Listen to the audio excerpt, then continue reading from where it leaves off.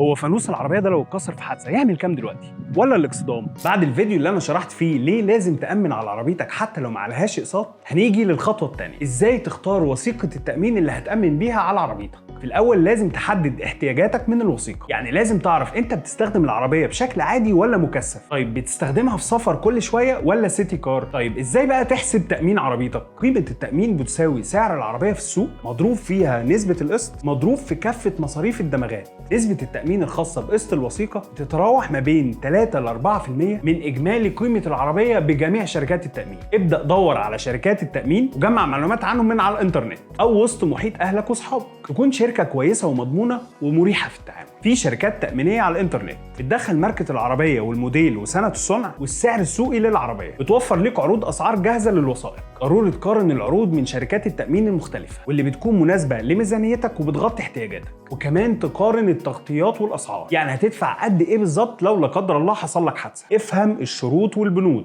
ضروري تقرا الشروط والاحكام بدقه وتتاكد انك فاهم كل بند وشروط التغطيه ونسب التعويضات، وتقارن كويس في حاله وقوع اي حادثه او سرقه. لازم تكون عارف نسبه التحمل، ودي بيتم احتسابها على حسب نوع الحادثه او القطعه اللي اتكسرت. في وثائق تأمين بتشترط انك تدفع 10% لو صلحت العربية في التوكيل، وبتحملك سقف السيارة البانوراما والايرباجز. نصيحتي ليك ضروري تأمن على العربية بأعلى قيمة سوقية في السوق، علشان الشركة بتقدر متوسط سعر العربية. لو مختلف عن سعر الوثيقة هتدفع فرق او هتقلل مبلغ التعويض، لان كل ما بتزيد نسبة التحمل بتاعتك كل ما بيقل ثمن بوليسة التأمين اللي انت هتستلمها. واي بند مش هيكون واضح ليك ارجع لممثل شركة التأمين. لو نفذت الخطوات دي احب اهنيك، انت اخترت الوثيقة الصح.